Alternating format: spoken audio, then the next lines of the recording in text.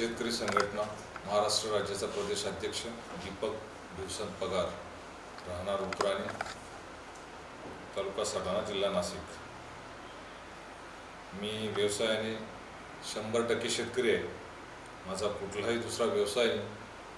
माझी कौटुंबिक पार्श्वभूमी, आम्ही 2 भाऊ, एक भाऊ नाशिकमध्ये असतो आणि मी गावावर असतो आणि गावात माझी शेती गावालगत आहे, मसम नदीच्या तीरावर आहे आणि मी एक उत्कृष्ट शेतकरी पण आहे।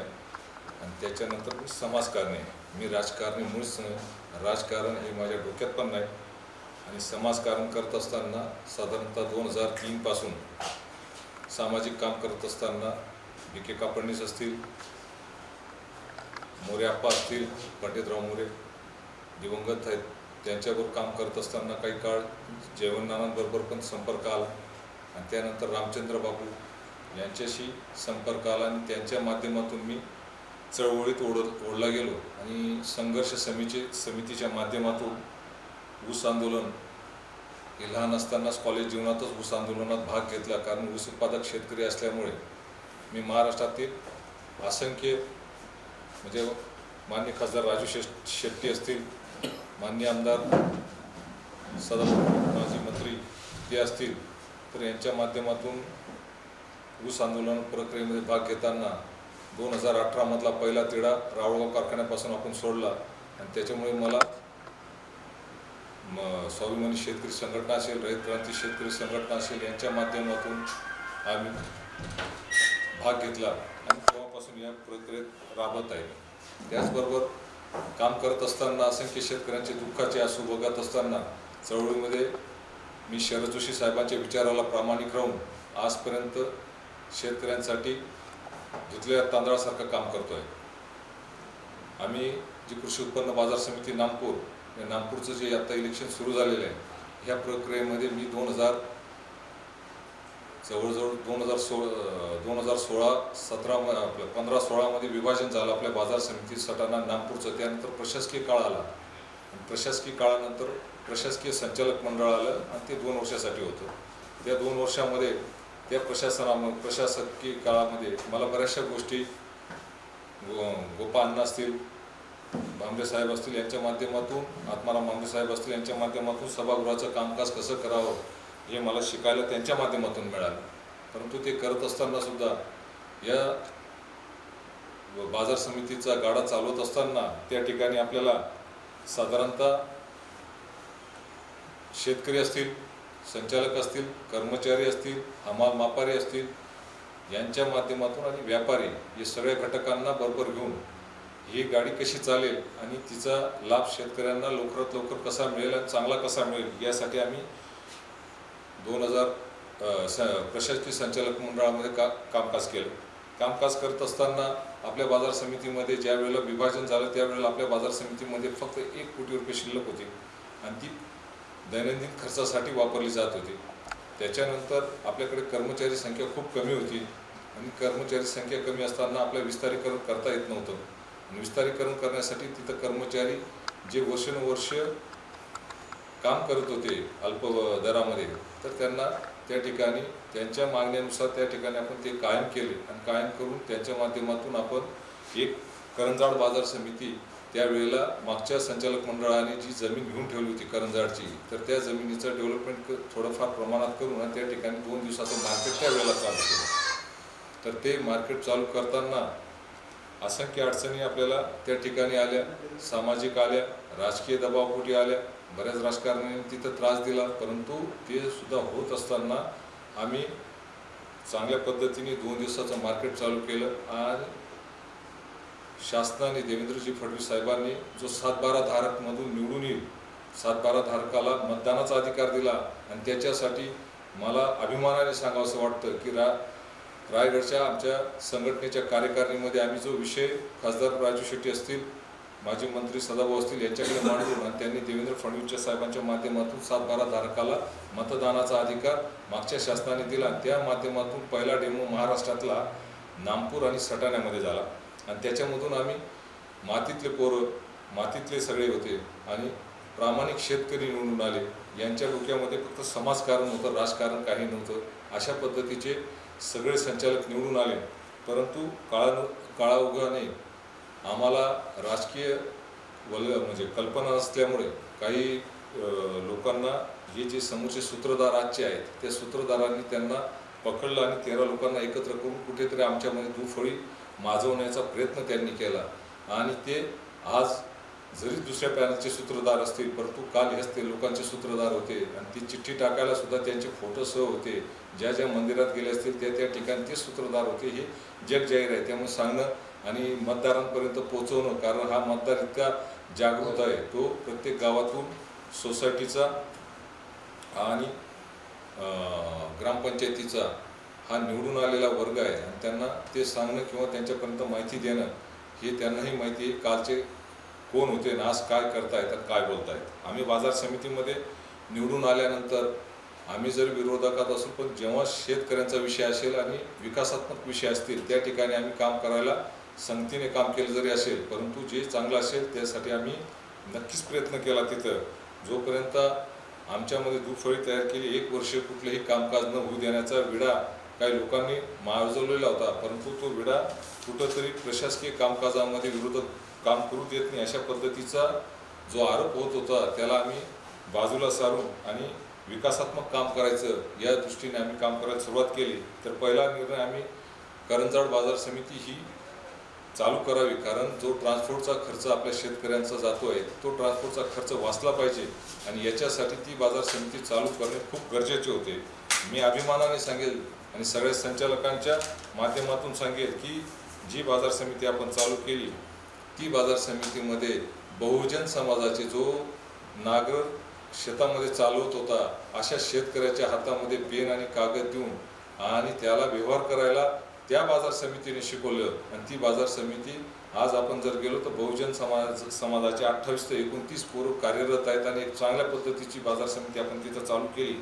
त्याचबरोबरीने त्या बाजार समितीमध्ये आज जे स्टार्टला पैसे नव्हते व्यापाऱ्यांकडे, परंतु संचालक मंडळ असतील, कर्मचारी असेल, व्यापारी असतील आणि हमाल मापारी असतील आणि व्यापारी असतील यांच्या सहयोगाने जर पैसे नसतील तर आम्ही सुद्धा शेतकऱ्यांची विनंती करून आणि त्या विनंतीला मान शेतकऱ्यांनी दिला. 8-8, 10-10 दिवस, 15-15 दिवस त्या शेतकऱ्यांचे पैसे सुद्धा उशिरा गेले, परंतु ती बाजार समिती आज रोजीला कितीही ट्रॅक्टरला 1000 ट्रॅक्टर येऊ, 1500 ट्रॅक्टर येऊ, 1 डे एकाच दिवसात निलाव होतो आणि तो पैसा सुद्धा शेतकऱ्याला रोखीने 24 तासाचा आत दिला जातो. हे आमचं सगळ्यात मोठं जबाबदारीने बाजार समितीमध्ये जो दुसरा आवाज चालू केला उपबाजार, तर हा आमचा सगळ्यात मोठा आणि चांगला निर्णय त्या ठिकाणी झालेला आहे आणि त्या निर्णयाला सगळे संचालक मंडळ एकरूप होते आणि त्याच्यामुळे आपण तो निर्णय घेऊ शकलो. त्याचबरोबर सटाणा बाजार समितीमध्ये विभाजन झाल्यानंतर आपल्याकडे 1 कोटी रुपये होते, परंतु 3.5 कोटी रुपयाची जी आपली बाकी सटाणा बाजार समितीकडे होती ती काढण्यासाठी आपण AR असतील, DDR असतील, पण मागील प्रशासकीय संचालक मंडळाने जो पाया रचून ठेवलेला होता त्याच्यानंतर ह्या संचालक मंडळाने हायकोर्टपर्यंत जाऊन आता काहीतरी बडबड केली जाते की पुण्याला गेले, मुंबईला गेले, हे केलं ते केलं, हे घरातच बसून कामं करत असतील की काय, हा प्रश्न माझ्या पुढे येतो. तर हे 3.5 कोटी रुपये हायकोर्टातून चक्रा मारून या संचालक मंडळाने आपल्या बाजूने निकाल आपल्या पद्धतीने किंवा न्यायालयाच्या पद्धतीने तो आपला निकाल आणि आपली असलेली ठेव ही त्याच्याकडून काढून घेतली. अजून 45 लाख रुपये येणे बाकी आहे, त्याच्यासाठी सुद्धा आपले प्रयत्न चालू आहे, ते सुद्धा आपण पूर्ण करू आणि हे कार्यसुद्धा याच संचालक मंडळाने केलं.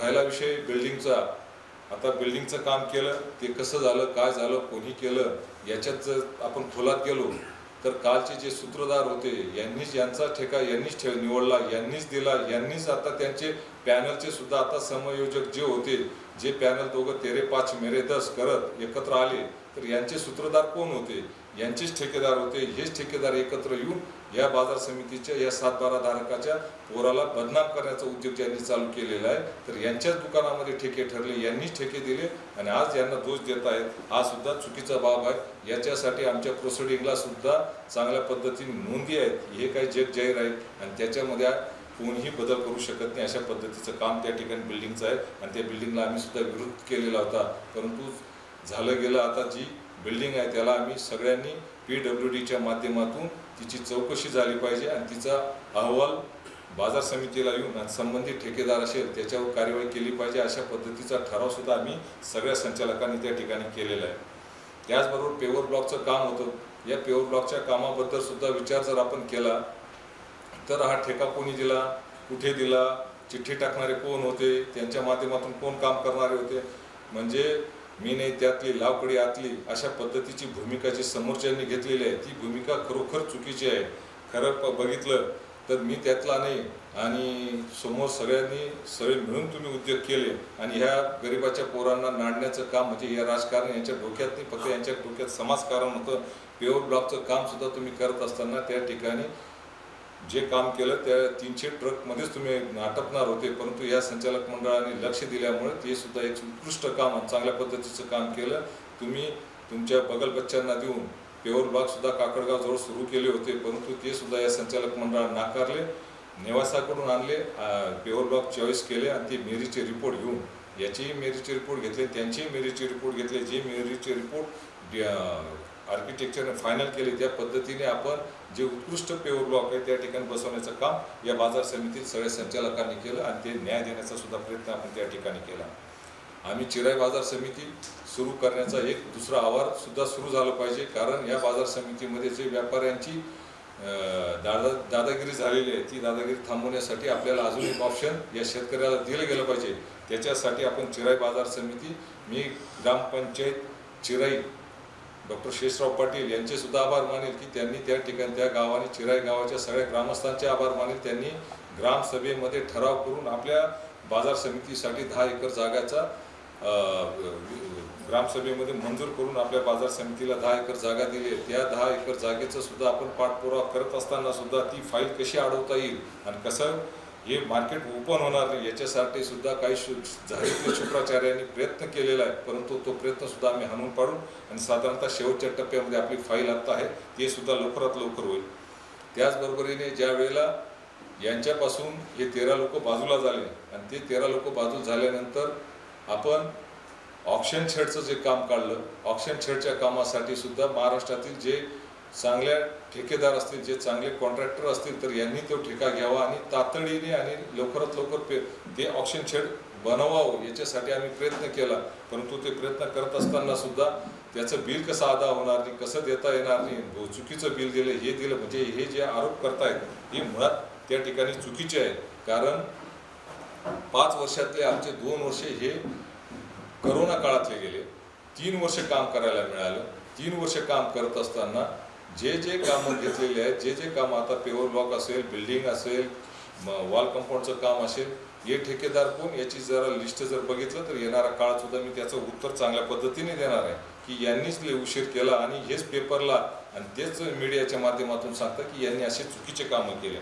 जर करंजाड बाजार चालू केला आणि त्या ठिकाणी जर स्थानिक हमाल मापारी हमाल तर त्यांचा तो वादच आहे, परंतु हमालांनी डायरेक्ट सांगितलं त्या ठिकाणी की आम्ही त्या ठिकाणी जायला उत्सुक नाही, आम्हाला रात्र खूप होते, आम्हाला 25 किलोमीटर जाऊन येणं शक्य नाही, आम्हाला इथलेच वाहन आमचं खाली करायला मुश्किल होते आणि शेतकरी सुद्धा घराकडे जायला 12-12, 1-1, 2-2 वाजत होते. हा शेतकऱ्यांचा आक्रोश होता. शेतकऱ्यांनी त्या ठिकाणी सांगितलं की तुम्ही लोक का बरोबर गेला. अशी मागच्या जी मीटिंग झाली आपली वार्षिक मीटिंग त्या ठिकाणी सुद्धा तमाम शेतकऱ्यांनी त्या ठिकाणी मागणी केलेली होती. त्या मागणीला अनुसरून त्या ठिकाणी आपण हमाल मापारी भरती प्रक्रिया केली आणि ती मागणी चांगली होती. कारण त्या ठिकाणी आपलं जे मार्केट होतं, आता ते क्विंटलची भूमिका सांगतात, हे क्विंटल आणि ते क्विंटल, आम्ही त्या क्विंटलमधले जातो, आम्हाला चांगलं माहिती आहे. आम्ही ट्रॅक्टर भरला मक्याचा तर किती क्विंटल येतो, काय येतो आणि कसा खाली होतो, काय येतो, आम्ही त्याच्यातले आहेत. कारण ह्या बाजार समितीमध्ये आल्यानंतर साधारणतः 20-21ला आपले 3 लाख क्विंटल आवक होती. आज सरासरी आपली 39 लाख क्विंटल आवक आहे. म्हणजे आपण जवळजवळ 4 ते 5 पटीने पुढे गेलो आहोत. म्हणजे ही जर उत्पन्न येत असेल आणि माझा शेतकरी जर घराकडे लवकर जात नसेल तर आम्ही संचालक मंडळ तिथं राहून उपयोग काय आमचा. त्याच्यासाठी ती हमाल मापारी भरती करावी लागली आणि त्या हमाल मापारी भरतीमध्ये जे आकडे सांगतात तर यांनी पण क्लिअर करून दाखवावे की यांनी हे केलं ते केलं. आम्ही काही शेतकऱ्याच्या ताटात माती घालणाऱ्या अवलाद आमची नाही. आम्ही काही कोणाच्या लहान पोरांच्या आश्रमशाळेच्या पोराचे केळी आणि अंडे खाणारे आणि सफरचंद खाणारे आम्ही अवलादी आमच्या नाही. आम्ही लहान पोराच्या आणि गरिबाच्या पोराच्या तोंडातला घास हिसकवणारे आम्ही नाही, आम्ही सर्वसामान्य शेतकऱ्याचे 7-12 धारकाचे पोरं आहोत. आम्हाला आमच्या बापाने जे कष्ट करतायत ना त्या कष्टाची आम्हाला जाण आहे आणि त्याच्यासाठी इतक्या वर्षापासून आम्ही आंदोलनात पण आहोत, गुन्हे पण आमच्यावर आहेत, सगळ्या गोष्टी आम्ही करत आहेत आमच्यावर. त्यामुळे आम्हाला कोणी शिकू नये की तुम्ही काय केलं आणि काय नाही. तर आम्हाला आमची भूमिका, आम्ही आमच्या भूमिकेत एकदम धुतलेल्या तांदळासारखे आहोत. तुम्ही टीका करताना आपलं पण थोडंसं बघावं, दुसऱ्याचंच बघू नये. आपला डवले साहेबांचा आवाजसुद्धा त्या ठिकाणी आपल्याबद्दल काय आहे. आदिवासी विकास भवनमध्ये आपण 263 जागा भरत असताना आपलं काय काय कर्तृत्व केलेलं आहे, NDC बँकेमध्ये आपण काय उद्योग केलेले आहेत, आपण MFE मध्ये काय उद्योग केलेले आहेत, हे जग जाहीर आहे. ते काही सांगण्याचं कारण पण नाही काय नाही. परंतु या ठिकाणी काम करत असताना आम्ही प्रामाणिकपणे माझ्या शेतकऱ्याला कसा न्याय देता येईल याच्यासाठी आम्ही काम केलेलं आहे. त्या ठिकाणी वॉल कंपाऊंडचं सुद्धा त्या करंजाड मार्केटमध्ये चोऱ्या होत असल्यामुळे स्थानिक व्यापाऱ्यांना आपण जागा दिली मध्ये, कारण व्यापारी येत नव्हते, जागा उपलब्ध होत नव्हती, तर त्या ठिकाणी सुद्धा आपण त्यांना जागा दिली. आज तुम्ही 5 वर्षापूर्वीचं करंजाड आणि आजचं करंजाड बघितलं तर सर्वसामान्य म्हणजे पानाचा ठेलावाला असेल, चहाचा टपरीवाला असेल, हॉटेलवाला असेल, त्यानंतर दुकानदार असतील, फर्टिलायझरवाले असतील, जे छोटे मोठे दुकानदार आहेत तर त्यांना जाऊन विचारा की ती बाजार समिती चालू झाल्यानंतर तिथला विकास किती मोठ्या प्रमाणात झाला. माझं ताराबाद गाव असेल, करंजाड असेल आणि करंजाडचा चहूबाजूचा परिसर असेल, त्या ग्रामपंचायतीचे सुद्धा मी धन्यवाद मानेन की त्यावेळच्या संचालक मंडळाने जो निर्णय घेतला होता हा अगदी योग्य निर्णय होता. आणि त्या निर्णयाला आज जे फळं आलेले आहेत ते काहींना दिसतं, म्हणजे त्या काहींना सहन होत नाही, त्याच्या पोटामध्ये खळगी उडते की या पोरांनी, हे सर्वसामान्य 7-12 धारकाचे शेतकऱ्याचे पोर आहेत, ते पोरांना न्याय यांनी या शेतकऱ्यासाठी दिलेला आहे, त्यांना ते पोटात खळबळ होत आहेत आणि त्याच्यामुळे प्रत्येक गोष्टीमध्ये आडवं येऊन आणि या शेतकऱ्यांना त्रास देण्याचा प्रयत्न, या संचालकांना त्रास देण्याचा प्रयत्न केला. कारण यांचं प्युअर ब्लॉकचं काम जे होतं ते हे संचालक मंडळ ऐकलं नाही, ऑक्शन शेडचं काम द्यायला यांना हे तयार झालं नाही, त्याच्यामुळे ही चिखलफेक त्या ठिकाणी ते करतायत. आता शासन दरबारी पाठपुरावा करून साधारणतः जे कामं मी शेतकऱ्यांच्या माध्यमातून आणि शेतकरी संघटनेच्या माध्यमातून केलेले आहेत, तर ते कामं जर आपण बघितले तर महाराष्ट्रातला हा शेतकरी आडतमुक्त करण्यामध्ये आमचा सिंहाचा वाटा त्या ठिकाणी. आम्ही तो शेतकरी आडतमुक्त केलेला आहे. जो 1 ट्रॉली असेल किंवा 100 ट्रॉली असेल त्या शेतकऱ्याचा कांदा, मका असेल, भाजीपाला असेल, भुसार धान्य असतील, या सगळ्यांना आपण लाभ देण्याचा प्रयत्न केला. त्यावेळेला हजारो शेतकऱ्यांनी 32 दिवस जेव्हा आंदोलनं चालली ती, त्या आंदोलनामध्ये असंख्य शेतकऱ्यांनी मला शिव्या पण घातल्या. मला मान्य राजू शेट्टी असतील, मान्य सदाभाऊ खोत असतील, ते दोघं एकत्र असताना त्या ठिकाणी चांगल्या पद्धतीने निर्णय घेऊन हा शेतकरी आडतमुक्त केला. आणि आडतमुक्त करत असताना त्या शेतकऱ्याचा, प्रत्येक शेतकऱ्याच्या घरामध्ये साधारणतः एका ट्रॅक्टर मागे 3-4 हजार रुपये वाचले. तर ही आडतीचा एक मोठा निर्णय झाला. त्याचबरोबर 2013ची जिल्हाधिकारी कार्यालयामध्ये आम्ही साधारणतः 24 तास जिल्हाधिकारी कार्यालय या कस्मात येथील हजारो शेतकरी घेऊन आणि नाशिक जिल्ह्यातील शेतकरी घेऊन 50,000 शेतकरी घेऊन तिथं आम्ही घेराव घालून बसलेलो होतो. हे सुद्धा एक मोठी बाब आपल्या लक्षात येईल, कारण हा कांदा उत्पादकाचा दबाव या शासनावर राहिलेला नव्हता, शासनकर्त्यावर राहिलेला नव्हता. त्यामुळे आपण ते एक आंदोलन मोठ्या प्रमाणात घेतले. त्या दिवसापासून महाराष्ट्रातील नाही तर देशातील सगळ्या राजकारण्यांना कांदा उत्पादकांचा कुठंतरी भीती वाटायला लागली की हा कांदा उत्पादक एकत्र होऊ शकतो, आणि ते आपण सुद्धा संघटनेच्या माध्यमातून केलं. मागील काळामध्ये क्विंटल मागे 2 किलो कट्टी केली जात होती. म्हणजे शेतकऱ्याने कांदे पिकवायचे, शेतकऱ्याने भाजीपाला पिकवायचा, जुडीच्या 100 जुडी मागे 5 जुड्या काढायच्या, हा जो प्रकार होता. आणि 1 क्विंटल कांद्यामागे 2 किलो कट्टी करायची. तर ही कोर्टामध्ये जाऊन शिवनाथ जाधव सारखे एक प्रामाणिक कार्यकर्ते असतील, आमच्यासारखे कार्यकर्ते होते, आम्ही कोर्टातून जाऊन तो निकाल लावून आणला. ती सुद्धा आता जी मार्केट आता काल परवा बंद झाली होती, ह्या 2 मागण्या त्यांनी आडत चालू करणे आणि क्विंटल मागे 2 किलो कट्टी लावणे, ही सुद्धा मागणी व्यापाऱ्यांची होती. त्याच्यासाठी सुद्धा 26 तारखेला मी स्वतः उपमुख्यमंत्री अजितदादा पवार असतील, परिवहन मंत्री सत्तारभाई पटेल असतील, यांच्या माध्यमातून आपण निवेदन देऊन आणि त्या ठिकाणी शासनाला शेतकऱ्याची भूमिका मांडण्याचा मी प्रयत्न केला. आणि त्यांनी सुद्धा मोठ्या याच्याने मान्य केलं की ही भूमिका तुमची बरोबर आहे, शेतकऱ्यावर अन्याय होईल अशा पद्धतीची भूमिका आम्ही शासन घेणार नाही. तर त्या ठिकाणी सुद्धा आम्ही त्यांना आमचे निवेदन देऊन आणि आमच्या शेतकऱ्याची कैफियत त्यांच्यापर्यंत मांडली.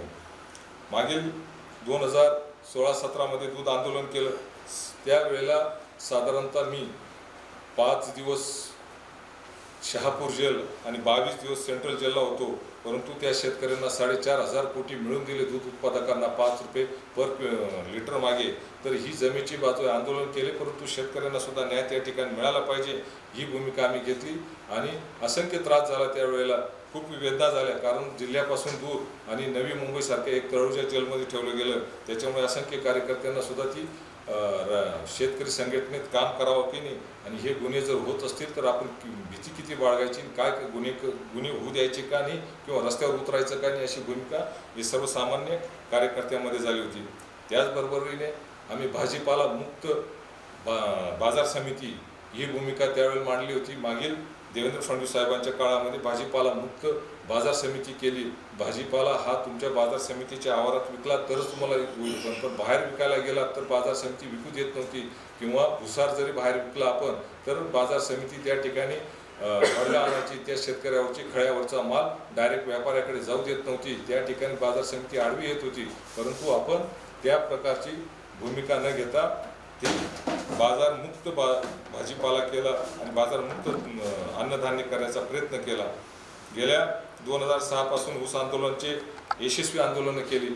2018मध्ये आपण चांगल्या पद्धतीचे आंदोलनं करू आणि महाराष्ट्रातला पहिला दर जो 1821 रुपये होता तो रावळगाव कारखान्यापासून आपण सुरुवात केली, आणि त्याचे परिणाम पश्चिम महाराष्ट्रात झाले. ज्या वेळेला स्थानिक तिकडचे कारखानदार होते ते 1300-1400 रुपयेपर्यंत दर म्हणत होते, परंतु इथं हर्षवर्धन जोशी साहेबांच्या माध्यमातून आम्ही आंदोलनं त्यांना निवेदनं देऊन आणि संघर्ष समितीच्या माध्यमातून आंदोलनं केली. त्यावेळेला साधारणतः शेतकऱ्याला 1821 रुपयाचा दर मिळाला. हा महाराष्ट्रातला पहिली ऊसाची कोडी तो फोडणारा दर होता, आणि त्याच्यामध्ये आमचा सहभाग मोठ्या प्रमाणात होता.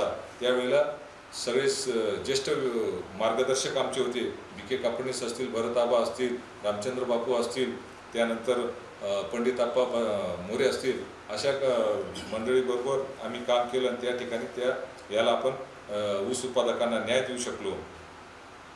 त्याचबरोबर आता मागील वर्षाला जो पावसाळी कांदा होता देवेंद्र फडणवीस साहेबांच्या काळामध्ये, त्या पावसाळी कांद्याला 100 रुपये, 1 रुपये 50 पैसे अशा किलोने कांदा जात होता. त्यावेळेला आम्ही सर्व शेतकरी संघटनेचे एकत्र येऊन आणि प्रत्येक पक्षाने, जे विरोधी पक्षवाले असतात ते आमच्याबरोबर असतात, जे सत्तेमधले असतात ते आमच्या विरोधात असतात, त्यावेळेला सगळ्या पक्षांनी मदत केली, सगळ्या संघटनांनी मदत केली, आणि आपण देवेंद्र फडणवीस साहेबांच्या माध्यमातून 200 रुपये पर क्विंटलचं अनुदान आणलं. आणि ते मला अभिमानात सांगावं लागतं की आपल्या बाजार समितीने त्यावेळेला 12 कोटी रुपये अनुदान या प्रत्येक शेतकऱ्याला 1 रुपयाचा लिकेज न होऊ देता आपण शेतकऱ्यापर्यंत पोहोचवलं. हा सुद्धा या बाजार समितीच्या आणि या संचालकांचा मोठा सहभाग होता, आणि त्याच्यामध्ये कोणीही राहायला नको. त्याच पद्धतीने आता 350 रुपये जे अनुदान शासन देत आहे त्याच्यासाठी सुद्धा आम्ही माननीय मुख्यमंत्री साहेब असतील, उपमुख्यमंत्री साहेब असतील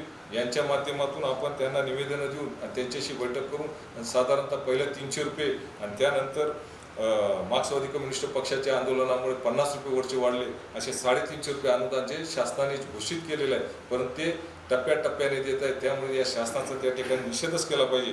परंतु या बाजार समितीच्या माध्यमातून 23 कोटी रुपये या शेतकऱ्यापर्यंत पोहोचणार आहे, ही भूमिका सुद्धा मांडणे गरजेचं आहे. या ठिकाणी प्रत्येक शेतकऱ्यापर्यंत ज्या शेतकऱ्यांनी कांदा विकलेला आहे, ज्या शेतकऱ्याने कांदा दिलेला आहे बाजारामध्ये, अशा शेतकऱ्यांना तो पैसा मिळाला पाहिजे. याच्यासाठी सुद्धा आपण सगळं संचालक मंडळाने प्रयत्न करू आणि जातीने लक्ष घातलं. सगळे कर्मचारी असतील, हमाल मापारी असतील, व्यापारी असतील, याच्या माध्यमातून आणि कर्मचारी असतील यांच्या माध्यमातून आपण ते शेतकऱ्यापर्यंत पोहोचवण्याचं काम त्या ठिकाणी केलं आहे. परंतु त्याच्यात लिकेज होतात की नाही हे पैसा आधा झाल्यानंतर आपल्याला कळेल की याच्यात चुकीचं काय होतं काय नाही, तर ते त्यानंतर आपल्याला कळेल. त्याचबरोबर 2016-17ला मागील शासनांनी जो कांदा अनुदान चाळ होती त्या चाळीचं सुद्धा मोठ्या प्रमाणात त्यांनी अनुदान रखडून ठेवलेलं होतं. त्यावेळेचं शासनकर्ते जे होते त्यांना आम्ही वेळोवेळी पत्र व्यवहार करूनही ते काम होत नव्हतं. परंतु एक ठासून आत्मा ह्या कार्यालयामध्ये आम्ही कांदा भाकर आंदोलन केलं आणि 1 दिवसासाठी आयुक्तांना कोंडून ठेवलं. ते कोंडून ठेवल्यानंतर माझ्या कांदा उत्पादकांना नाशिक जिल्ह्यातल्या 7,000 चाळे आपण देऊ शकलो. हा सुद्धा एक जमेची बाजू आहे, ही कोणीही नाकारू शकत नाही. त्याच्यानंतर जो ड्रॉ सिस्टम चालू झाली ती महाराष्ट्रात सगळीकडे आता ड्रॉ सिस्टम चालू झाली, तर त्याच्यासाठी सुद्धा आपण कांदा चाळीचं अनुदान जे आहे ते चाळीचं 85,500 रुपये जे होतं त्याच्यामध्ये वाढ केली पाहिजे. याच्यासाठी सुद्धा मी पाठपुरावा करतोय आणि तो पाठपुरावा अंतिम टप्प्यावर आलेला आहे. त्याच्यासाठी सुद्धा आम्ही सगळ्या संघटनांनी असू दे किंवा सगळ्या पक्ष जे जे बरोबर होते अशा लोकांनी आपल्याला मोठ्या प्रमाणात सहभाग घेतला आणि लोकांना अनुदान मिळवून दिलं. मागील काळामध्ये आपल्या 2013 गारपीट असतील, अवकाळी पाऊस बऱ्याच वेळा झालेला आहे, तर त्याचे सुद्धा अनुदान हे शेतकऱ्यांच्या खाती मिळाले पाहिजे. याच्यासाठी जिल्हाधिकारी असेल, त्यानंतर मुख्यमंत्री असतील, त्यानंतर आपले स्थानिक तहसीलदार असतील, यांच्या माध्यमातून प्रक्रिया राबवून आणि या शेतकऱ्याचा चावडी पंचनामा झाला पाहिजे. कारण नुकसान तर सगळंच झालेलं आहे. तुम्ही एका शेतकऱ्याच्या शेतावर जाल आणि बघाल, त्यापेक्षा प्रत्येक शेतकऱ्याचं जे नुकसान झालं आहे ते याच्यात प्रत्येक शेतकऱ्याला अनुदान मिळालं पाहिजे, ही भूमिका आम्ही त्या ठिकाणी घेतली. आणि त्याचबरोबरीने त्यांना आजपर्यंत अनुदान मिळवण्यासाठी सुद्धा रात्रंदिवस आम्ही केलं. ज्या ठिकाणी बोलवलं असेल आमच्या नेत्यांनी त्या ठिकाणी जाऊन संबंधित मंत्री असतील, मुख्यमंत्री असतील, उपमुख्यमंत्री असतील, यांच्यापर्यंत आम्ही काम केलं.